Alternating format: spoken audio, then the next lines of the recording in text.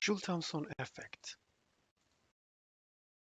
Joule Thomson effect is the change in temperature during expansion of real gas or liquid at constant enthalpy. A practical example for Joule Thomson effect is the expansion of gases across throttling valves. During expansion at ordinary temperatures, most gases will be cooled. Exceptions are hydrogen, helium, and neon. The temperature downstream of the throttling device can be very low, which introduces critical challenges such as the risk of pipe embrittlement and ice formation, which could build up and create blockages.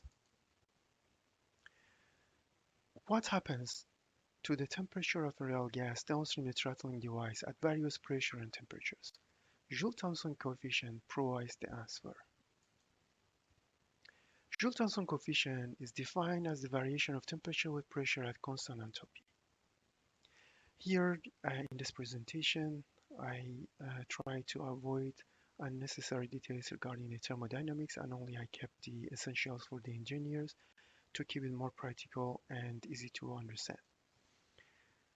If the Joule Thomson coefficient is positive, we will experience cooling effect. It means reduction in the temperature downstream the throttling device. But if the Joule Thomson coefficient is negative, we will have an increase in the temperature. Joule Thomson coefficient for an ideal gas is 0, which means no cooling or heating occurs for an ideal gas during isenthalpic expansion. But Joule Thomson coefficient for real gas varies with pressure and temperature, which means they illustrate different behavior during isenthalpic expansion. Let's have a look at the temperature, Joule Thomson temperature inversion curve. Here is an example for CO2. In the blue area, we have a Joule Thomson coefficient of positive. So it means we will experience a cooling effect. So any temperature and pressure combination at this point, when we are trying to expand that fluid or that gas, or here is CO2, we will experience cooling. The line between the blue and red area is the inversion curve, where the gas illustrates ideal gas behavior and therefore no cooling or heating effect. On the red area, Joule Thomson coefficient will be negative. It means the temperature will be increased during expansion. Here is an example of some gases and two liquids, all of them at the same pressure and temperature, 130 bar gauge and 20 degrees centigrade. They are expanded to atmospheric pressure. And you can see the temperatures for each of the fluids. You can see for methane is minus 46.1, while for CO2 minus 87.4, and for nitrogen is minus 7.7. And for hydrogen, we experience slight increase in the temperature. And for liquids such as decaying and water, you can see we will have an increase in the temperature or heating effect. So now we go to review some simulations, which is built in UniSim in dynamic environment for two examples. One is depressurization of a segment, the other one is pressurization of a segment, because we are experiencing Joule Thomson effect during both of these processes. So let's start with the depressurization example. Here in this example, a segment which has a pressure of 150 bar gauge and temperature of 24.9 degrees centigrade will be depressurized to the flare system. Here only I included the piping network from the segment and not the rest of the system in the facility, just to simplify the simulation. So before starting the simulation, let's have some discuss about the expectations. First of all, because of the orifice here, the inflow to the knockout drum will be significantly lower than the outlet capacity of the knockout drum to the flare tip. because only one segment will be depressurized and a small orifice. And therefore, the pressure in the knockout drum will not be increased. The only change in the pressure downstream the flow orifice will be based on the frictional loss in the piping from the orifice down to the knockout drum. So initially, because of the highest pressure difference or pressure driving force across the orifice, it will be the highest flow and therefore the highest back pressure in downstream the orifice. And later, with decreasing the temperature, decreasing the pressure, that pressure will be reduced, and it will approaches again the almost the knockout drum operating pressure. So let's start the simulation. Now I'm opening the blowdown valve.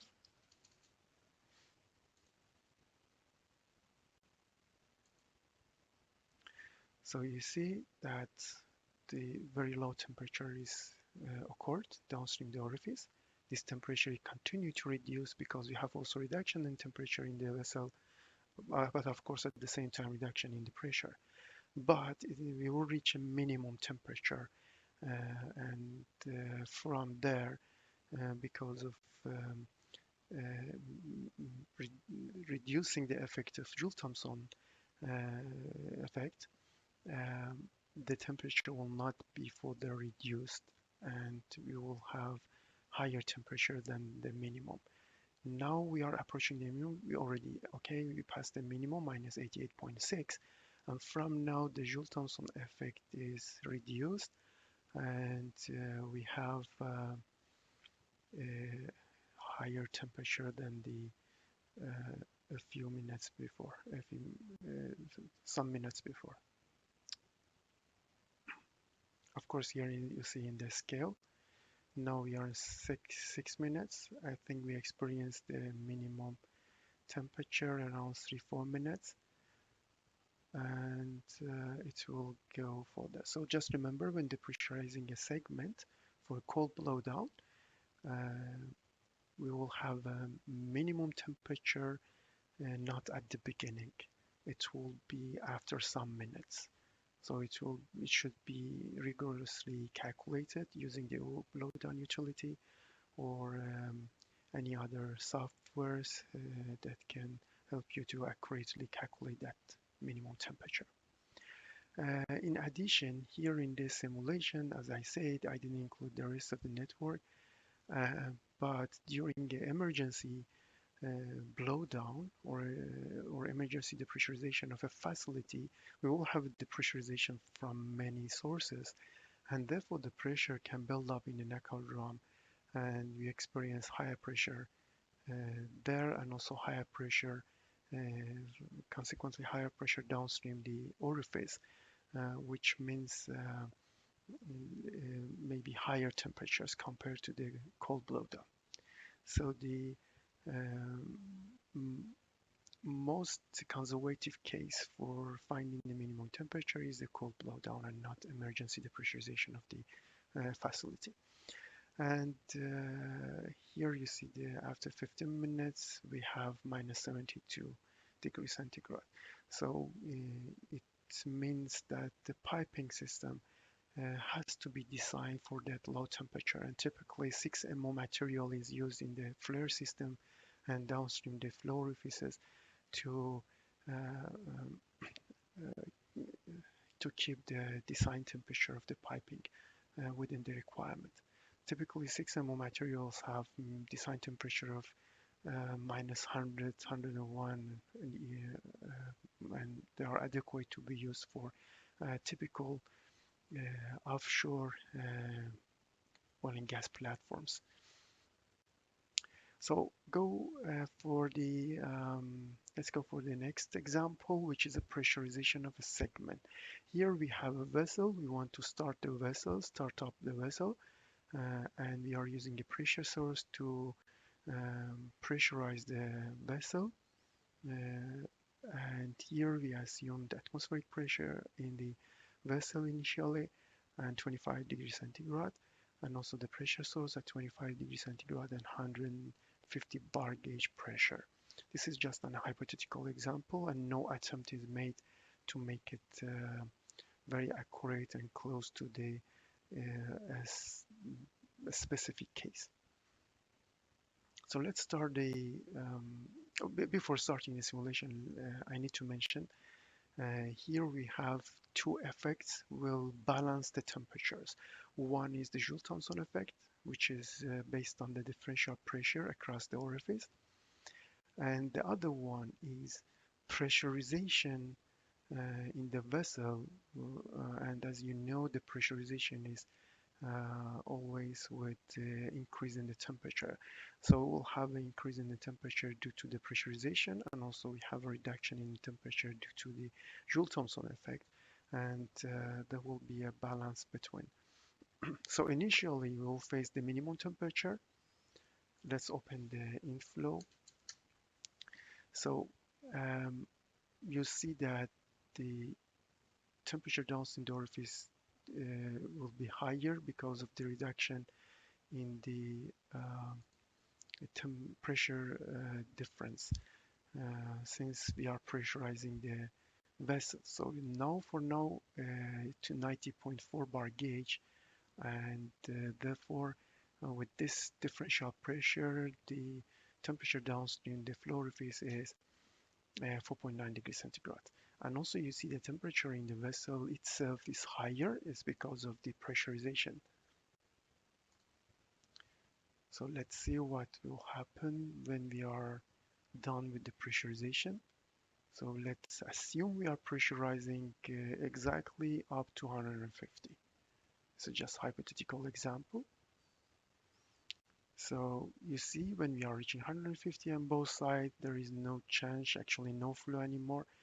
And you can observe that the temperature in the vessel has reached 58 degrees centigrade. So these are the examples to illustrate the Joule Thomson effect for both depressurization and pressurization.